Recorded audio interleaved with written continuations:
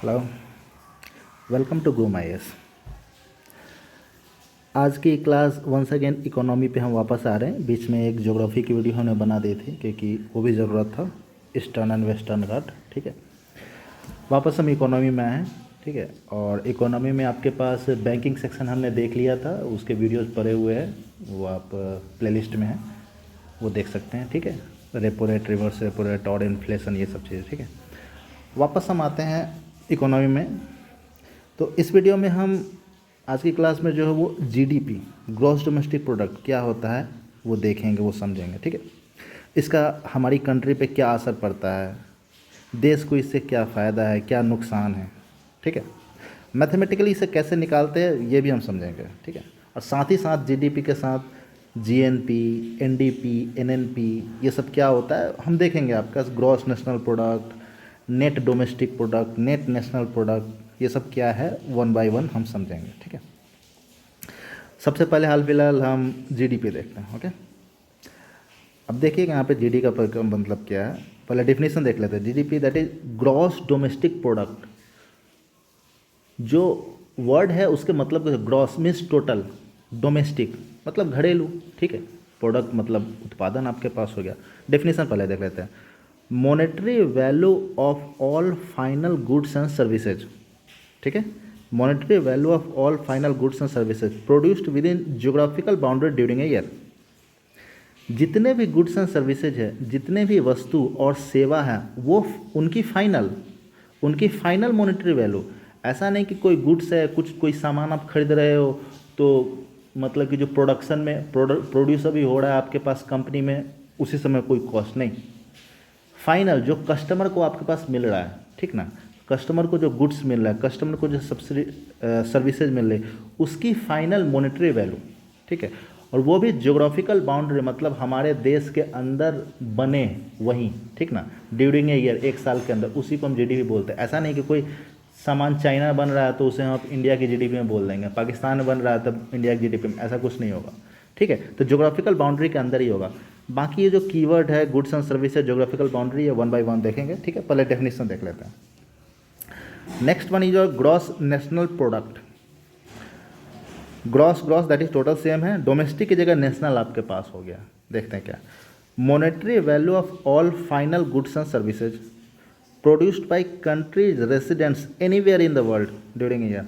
अंतर क्या पड़ रहा है आपके पास, फाइनल गुड्स एंड सर्विसेज की मॉनेटरी वैल्यू तो बोली जा रही है, वस्तु और सेवा जो फाइनल है, final monetary value. Final monetary value ये क्या होता है हम लोग इस पर भी देखेंगे आपके पास। ठीक है, अंतिम मूल्य गुड्स एंड सर्विसेज का।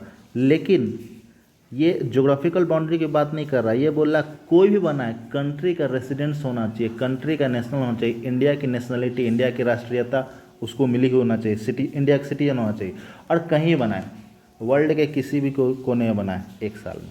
ठीक है, तो आपके पास क्या हो गया कि final goods and service monetary value country के सिटीजन के द्वारा, देश विदेश में कहीं पे भी आपका एक साल के अंदर। ठीक है, तो इसको थोड़े से और कंसाइज वे में समझने की कोशिश करते हैं। क्या है, जैसे कि देखिए, GDP is concern with borders. Of course जब हमने बोल दिया ज्योग्राफिकल बाउंड्री, डोमेस्टिक, घरेलू, तो घरेलू तो हमारा जो बॉर्डर रीजन है उसके अंदर जब होगा उसी को नाम बोलेंगे जीडीपी। अब हम श्रीलंका में आपके पास कुछ बन रहा है तो हमारे बॉर्डर से बाहर है, तो हम उसको जीडीपी कैसे बोल देंगे। थाईलैंड में कुछ बन रहा है या कुछ भी आपके पास सर्विसेज हैं आपके पास, ठीक है, तो वो हमारे बॉर्डर रीजन के बाहर है, तो उससे हम अपनी जीडीपी नहीं बोल सकते हैं। Whereas GNP is concern with nationals, लेकिन ग्रॉस नेशनल प्रोडक्ट वो नेशनल से, सिटीजन से रिलेटेड आपके पास, हमारा सिटीजन्स है, इंडिया का सिटीजन, कहीं भी कमाए, कहीं भी कुछ भी करे, जो भी आपके पास प्रोड्यूस करता है, जो भी उसकी फाइनल वैल्यू होगी वो हमारे पास ग्रॉस नेशनल प्रोडक्ट में आ जाएगी। ठीक है, तो जो दो डिफिनीशन देखे हैं उससे आपके पास जो कीवर्ड्स क्या क्या आए हैं जो हमें समझना ज़रूरी है, देखते हैं क्या। ज्योग्राफिकल बाउंड्री, तो ज्योग्राफिकल बाउंड्री आखिर क्या है, बॉर्डर क्या है आपके पास, हमें किसके अंदर रहना चाहिए, क्या करना चाहिए, वो देखते हैं। फाइनल मॉनेटरी वैल्यू ये ज़रूरी है जो हमें देखना पड़ेगा। ठीक है, अन गुड्स एंड सर्विसेज, हम गुड्स एंड सर्विसेज किससे बोलते हैं। ठीक है, one by one in factors को देखते हैं। ठीक है, ध्यान दीजिएगा। फर्स्ट मान लेते हैं कि हमने बोला आपके पास ज्योग्राफिकल बाउंड्री। ठीक है, तो ऐसा कुछ समझ रहे हैं कि अगर कोई भी चीज़ इंडिया में बन रही है, मान लेते हैं कि आपके पास कहीं पे बन रहा है महाराष्ट्र में कोई भी चीज़ बन रही है, ठीक है, तो हम उसे अमेरिका के जीडीपी में शामिल नहीं कर सकते हैं। अब इंडिया में बन रहा है, महाराष्ट्र में बन रहा है आपके पास, तो इंडिया के बॉर्डर डिजाइन में, तो हम उसको इंडिया की जीडीपी में शामिल करेंगे, उसको अमेरिका की जीडीपी में शामिल नहीं कर सकते हैं। मान लीजिए कि अमेरिका की कोई कंपनी आपके पास है, ऐसा मान लीजिए कि कोई इलेक्ट्रिक कंपनी एबी, ठीक ना, कोई एबी कंपनी इलेक्ट्रिक है, ठीक है, एबी कोई इलेक्ट्रिक कंपनी है, वो इंडिया में आकर अपना इलेक्ट्रिक व्हीकल बना रही है। तो इंडिया में आकर इलेक्ट्रिक व्हीकल बना रही है, तो इंडिया में बन रहा है, इंडिया के बॉर्डर रीजन के अंदर बन रहा है आपके पास, तो वो इंडिया की जीडीपी में आएगा, अमेरिका की जीडीपी में नहीं आएगा, ठीक है ना।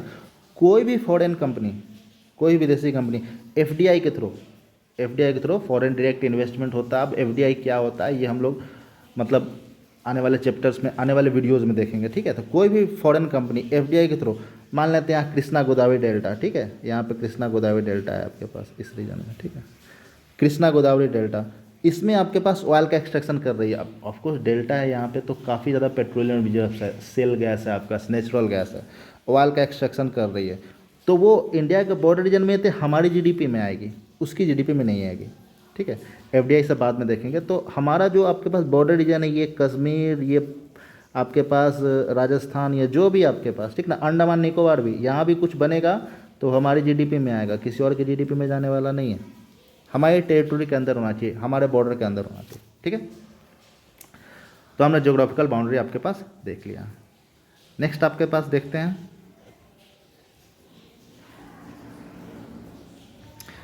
नेक्स्ट हमने देखते हैं फाइनल मॉनेटरी वैल्यू, ठीक है।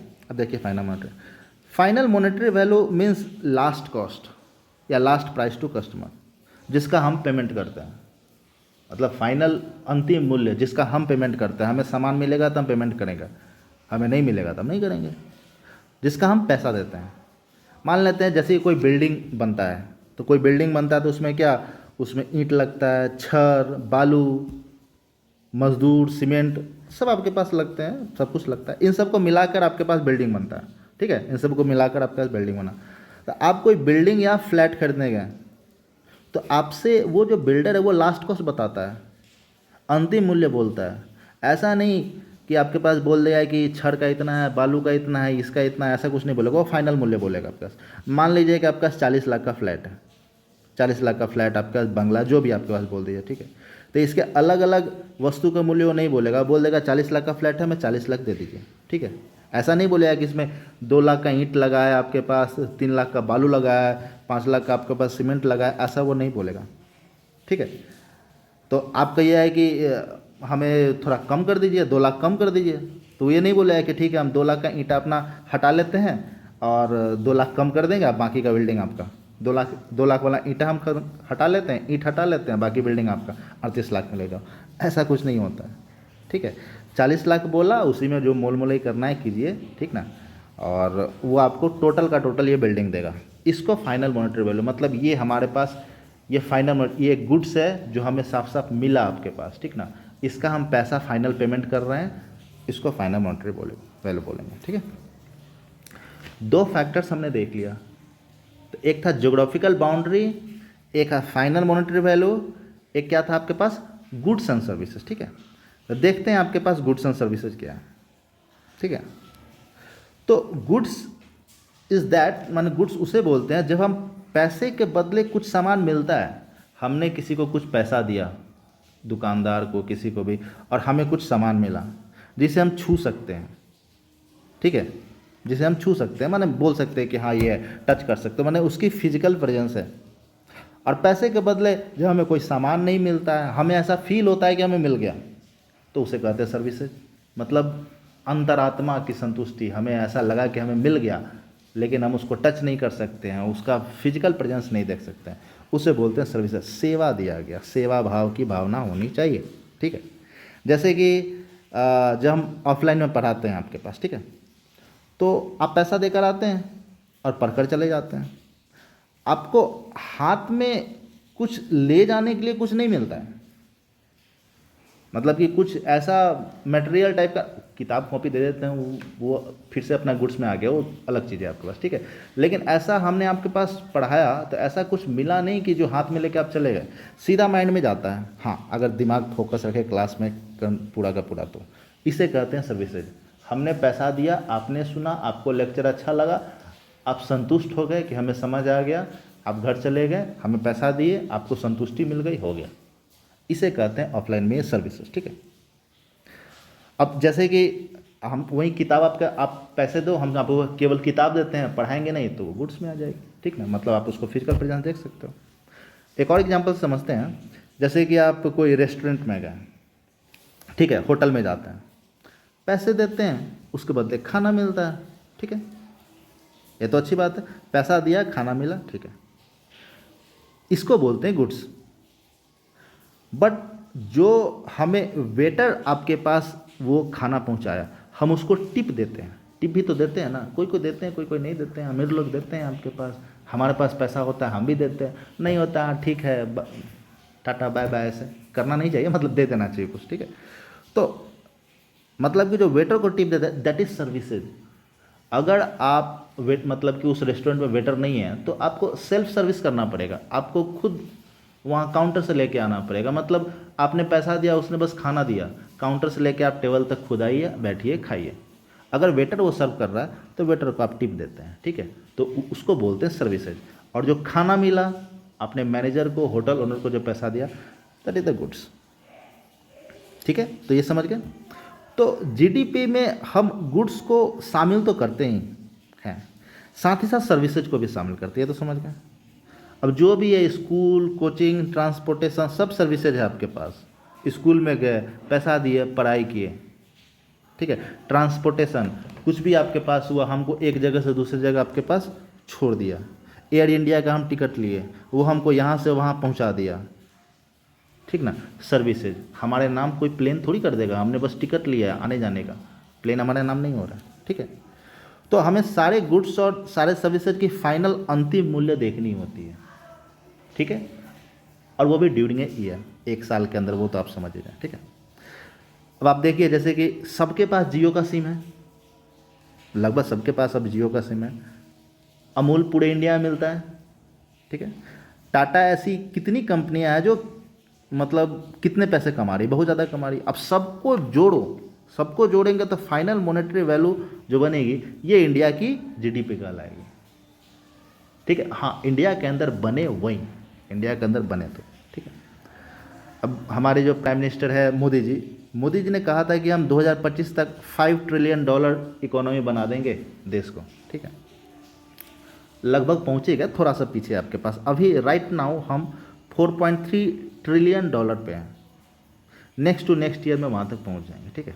थोड़ा सा आपके पास पीछे रह गए, कोरोना का साइड इफ़ेक्ट, मतलब कोरोना का थोड़ा सा पास्ट इफेक्ट जो आपके पास होता है वो रह गया था आपके पास, और थोड़ी बहुत इधर उधर की चीज़ें आपके पास हो गई, तो हल्का सा पीछे, नहीं तो हम लगभग पहुंच जाएंगे, ठीक है। तो जितना भी जीडीपी की चीज़ें हमने बोली, ये आपके पास थ्योरेटिकल था, इससे आपको लगभग सब कुछ समझ में आ गया होगा, ठीक है। लेकिन ये हमने देखा, और अगर हम मैथमेटिकली से देखना चाहते हैं, मतलब कुछ मॉनेटरी वैल्यू आपके पास दे दिया और मैथमेटिकली देखना चाहते हैं, तो फिर उस पर हम आते हैं, ठीक है। तो मैथमेटिकली देखते हैं, तो सबसे पहले आप समझिए ग्रॉस डोमेस्टिक प्रोडक्ट, ठीक है। ग्रॉस डोमेस्टिक प्रोडक्ट समझिएगा यहाँ पे। अब ग्रॉस डोमेस्टिक प्रोडक्ट ये होता क्या है, ये तो हमने आपको बता दिया, ठीक है। Gross means total production, domestic मतलब अपने घर में, अपने देश में, अपनी सीमा में कितना प्रोडक्शन किया, ठीक है, इसको बोलते हैं आपके पास ग्रॉस डोमेस्टिक प्रोडक्ट। अपनी सीमा के अंदर, अपने बॉर्डर के अंदर, हमने बोला था ना कि ये बॉर्डर से आपके पास कंसर्न्ड है, और ग्रॉस नेशनल प्रोडक्ट ये रेसिडेंट सिटीजन से आपके पास कंसर्न्ड है, ठीक है। अब मान लेते हैं, ठीक है, मैथमेटिकली देख रहे हैं तो आपके पास कुछ कुछ चीज़ें मान लेते हैं, आपके पास देखते हैं कि ये कितना है, ठीक है, ध्यान दीजिएगा।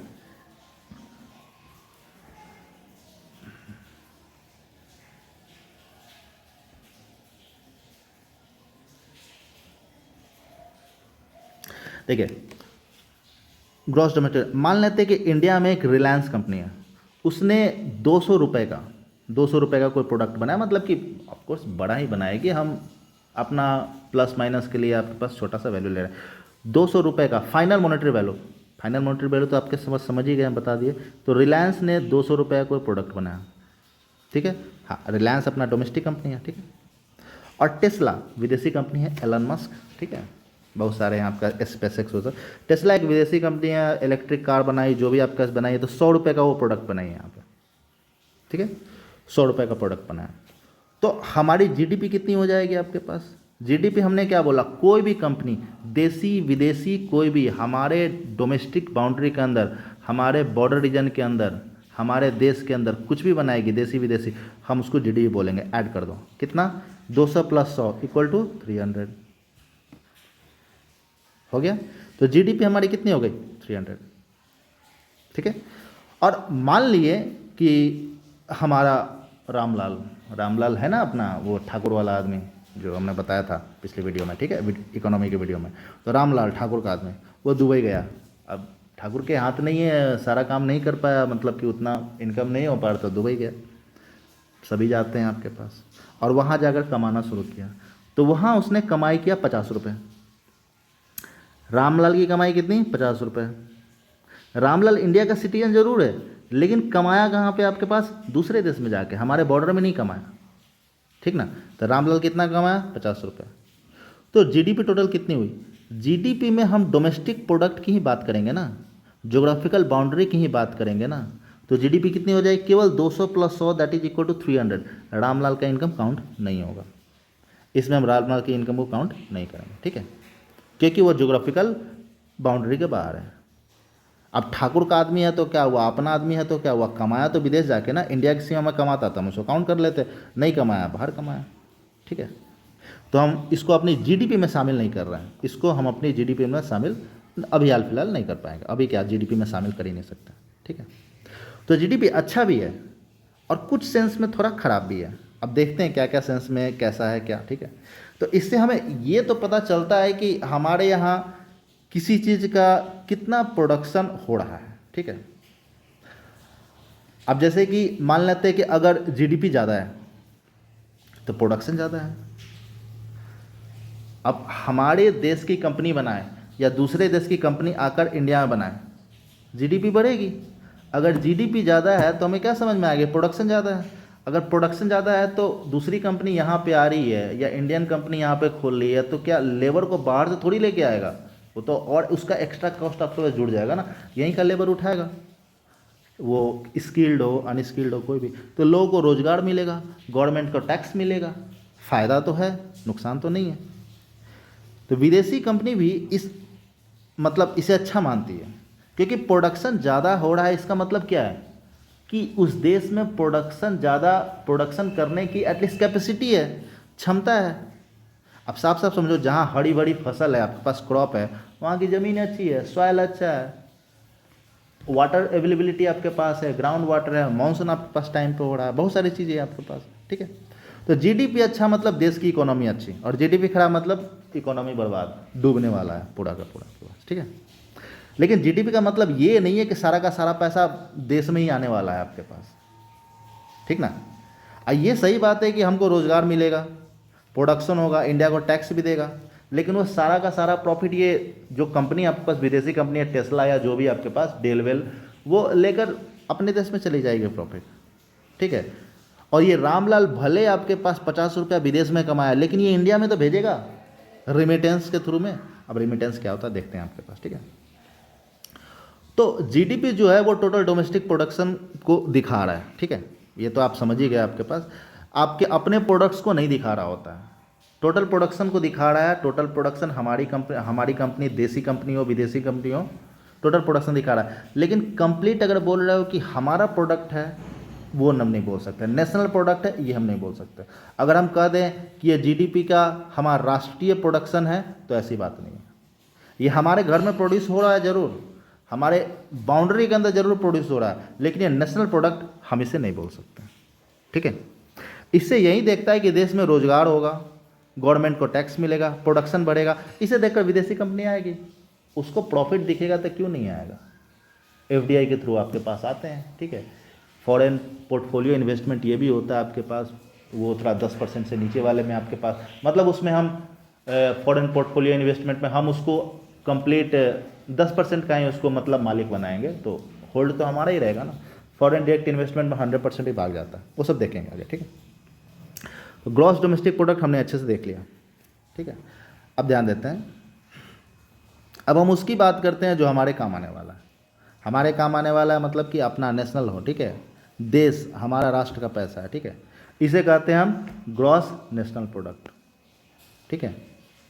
अब ग्रॉस नेशनल प्रोडक्ट मतलब हमारा नेशनल रेसिडेंट, नेशनल सिटीजन जो आपके पास कर रहे हैं, हम जो कमाएंगे या बाहर से कमा के लाएंगे, बाहर से भेजेंगे, सो बाहर से भेजेंगे उसी को बोलते हैं रिमिटेंसेज, ठीक ना।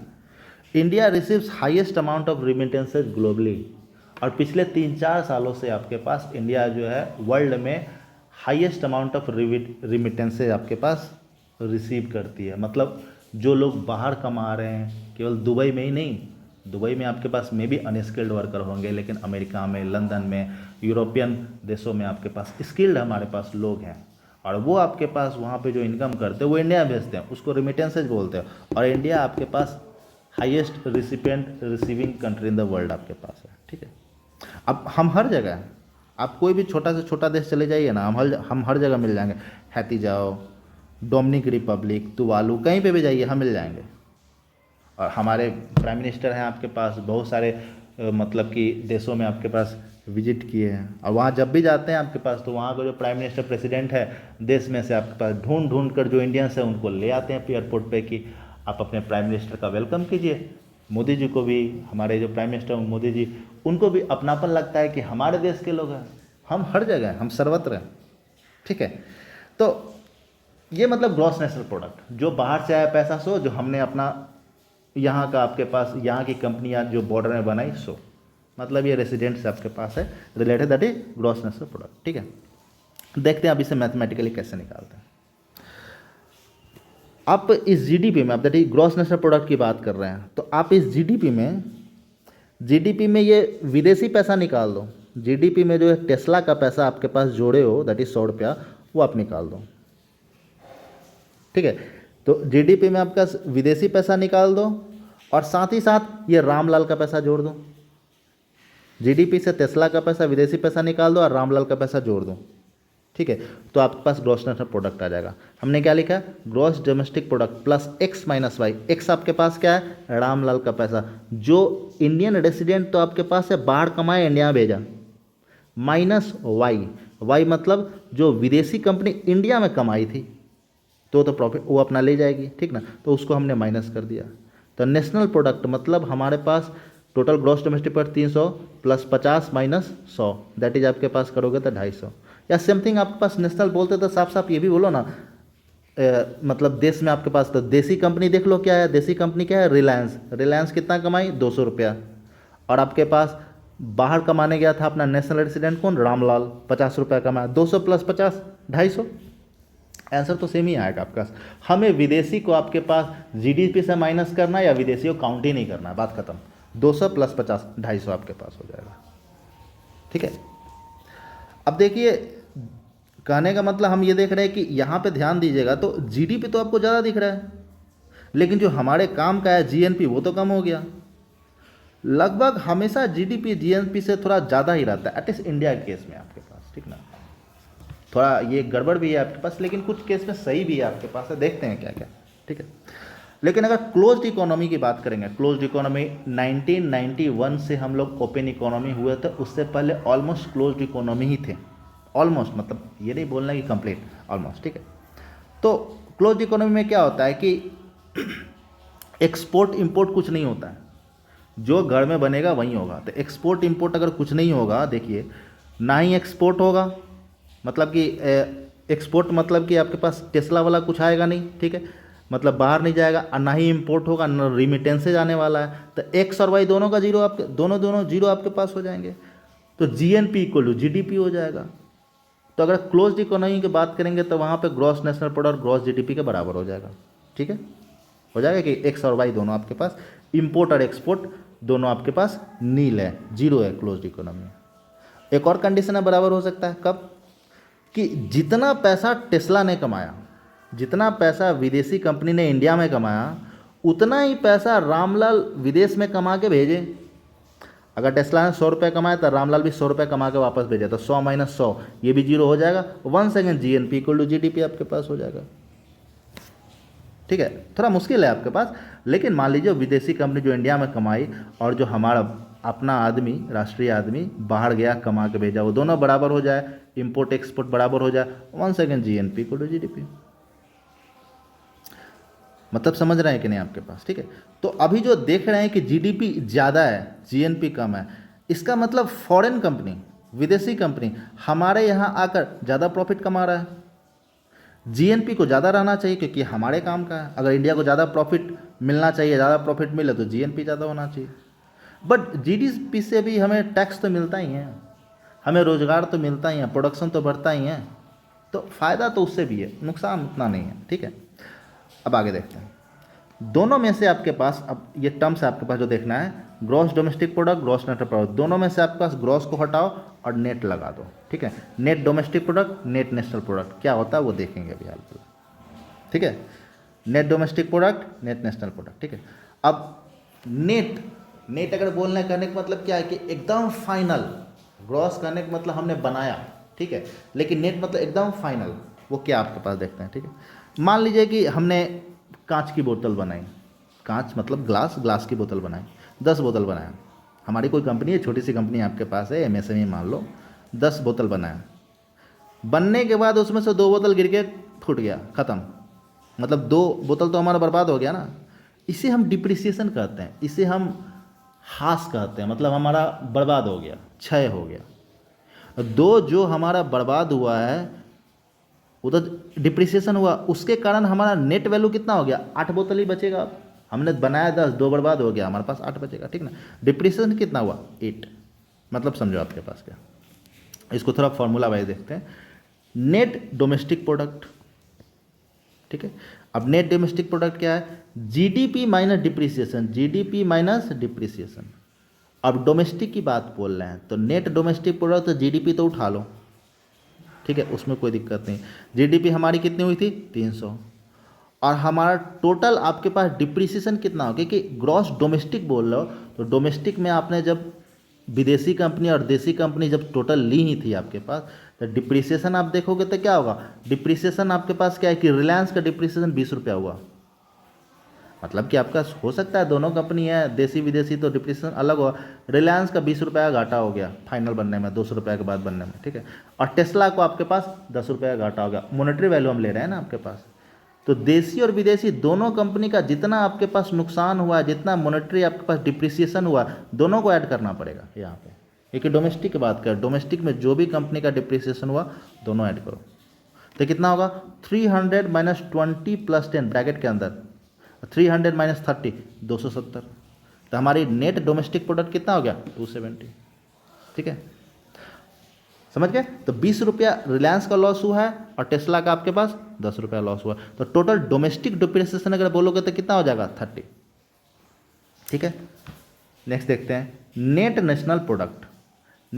अब ग्रॉस नेशनल प्रोडक्ट बोले थे, देखिए ग्रॉस डोमेस्टिक प्रोडक्ट से तो नेट डोमेस्टिक प्रोडक्ट आया, ग्रॉस नेशनल प्रोडक्ट से नेट नेशनल प्रोडक्ट। देखो हमें इसी से रिलेट करना पड़ेगा, नेशनल नेशनल सेम है, बस नेट का मतलब बस डिप्रिसिएशन। ठीक है, अब ध्यान देखिए, GNP में ग्रॉस नेशनल प्रोडक्ट में देखना पड़ेगा, ग्रॉस नेशनल प्रोडक्ट में टूट फूट जो भी आपके पास बर्बाद हुआ है उसको हटाकर हम नेट निकालेंगे। अब नेट नेशनल प्रोडक्ट निकालेंगे तो हम ग्रॉस नेशनल प्रोडक्ट से ही देखना पड़ेगा ना, इसमें जो भी आपका टूट फूट हुआ उसको आपके पास हटाएंगे। ठीक है, लेकिन ग्रॉस नेशनल प्रोडक्ट में क्या है, हमारे केवल नेशनल पैसा ही तो लिए है ना आपके पास, मतलब क्या किए थे, रिलायंस प्लस रामलाल 200 + 50 250 यही तो किए थे आपके पास। ये तो हमने पूरा फार्मूला से किया, आपके पास क्वेश्चन में GDP दे दिया गया तो वैसे निकालो, लेकिन रियलिटी में क्या था, जो राष्ट्रीय केवल था 200 + 50, तो विदेशी कंपनी की तो हम बात ही नहीं किए थे। नेशनल में विदेशी कंपनी की बात ही कहाँ है आपके पास, बॉर्डर के अंदर आपके पास देसी कंपनी और बाहर आपके पास कुछ कमा के हम वापस इंडिया भेजें, बस वो ऐड करना है आपके पास। ठीक ना, तो डिप्रिसिएशन भी तो हमको केवल नेशनल कंपनी का ही लेना पड़ेगा ना। अब GNP में हम केवल देसी ले रहे हैं तो NNP में भी हमको केवल देसी का डिप्रिसिएशन लेना पड़ेगा। तो डिप्रिसिएशन जो नेशनल में आपके पास बोल रहे हो वो केवल 20 ही तो है, रिलायंस का 20 है ना। रामलाल के इनकम में कोई डिप्रिसिएशन तो बोल नहीं रहे हैं, ऐसा कोई रिसेशन टाइप का आपके पास ऐसा कुछ नहीं हो रहा है, वो एक अलग फैक्टर आपके पास हो जाएगा, ठीक है। तो नेट डिप्रिसिएशन आपके पास जो बोल रहे हो वो नेशनल में वो कितना हुआ, केवल 20 का, केवल 20 का हुआ ना आपके पास। तो यहाँ पे नेट नेशनल प्रोडक्ट निकालेंगे तो वो कितना हो जाएगा, केवल जीएनपी माइनस डिप्रिसिएशन मतलब नेशनल डिप्रिसिएशन।